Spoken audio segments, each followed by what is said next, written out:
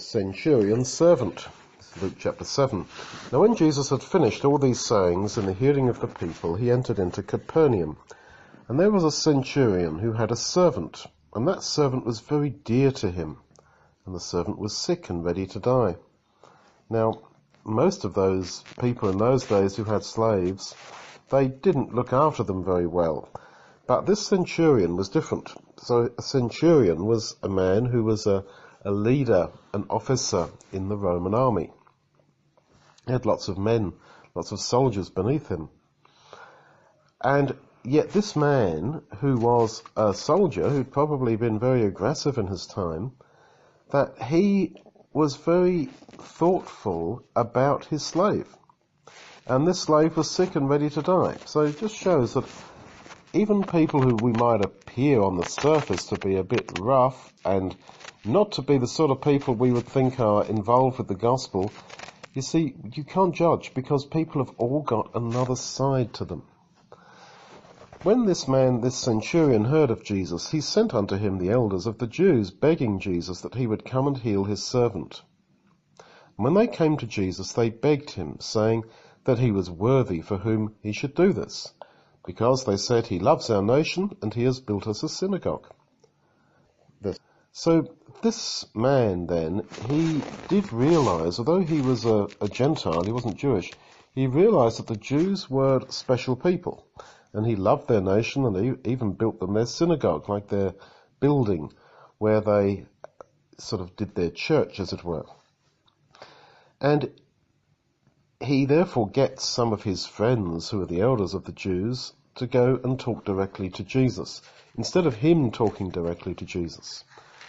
Well, Jesus wants us to come directly to him, really.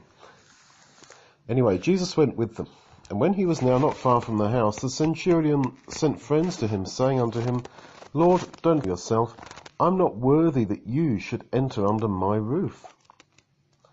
And I didn't think myself worthy to come to you, but just saying a word, and my servant will be healed. So that is humility, and it's humility all the time. Every page of the Bible, humility is what is needed by us. And he says, I'm not worthy that you should even come into my house. And he didn't feel that he was worthy to even go to Jesus. But saying a word, and my servant will be healed.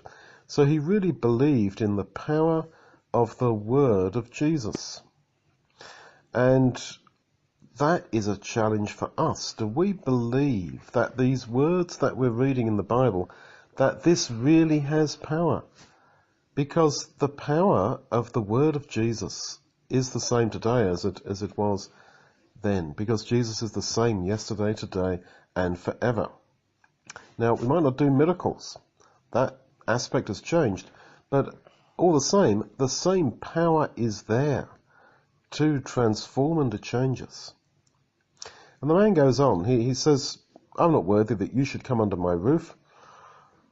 Just saying a word, and my servant will be healed. I also am a man who is under authority, and I have soldiers under me. And I say to one soldier, go, and he goes.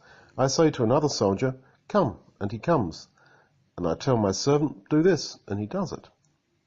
So what the centurion is saying is, you are far more powerful than me. You, as a wandering Jewish man, are far more powerful. You, the carpenter, are far more powerful and have far more authority than me, the Roman soldier, with all my power and all my soldiers underneath me. I can tell my soldiers, hey, go over there.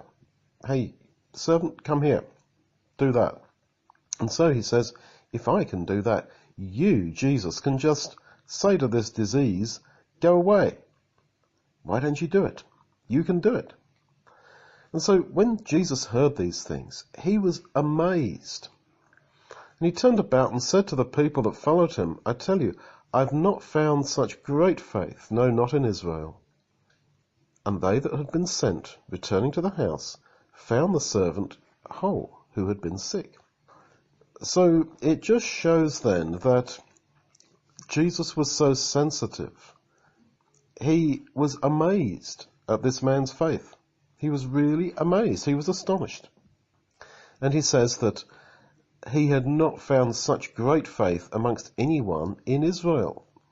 So even when Jesus was preaching, he said that the person who had the most faith was actually this Gentile soldier, who would have not been the sort of person who we would have thought would have had so much faith in Jesus. So it just shows that you cannot judge by appearances. We would have thought, oh, there's a centurion, he's an army officer, don't know about him. But he had more faith than anyone else at that time. And he had a great humility. So you cannot judge according to appearances. And it's always unlikely people that tend to come to believe in God and believe in Jesus.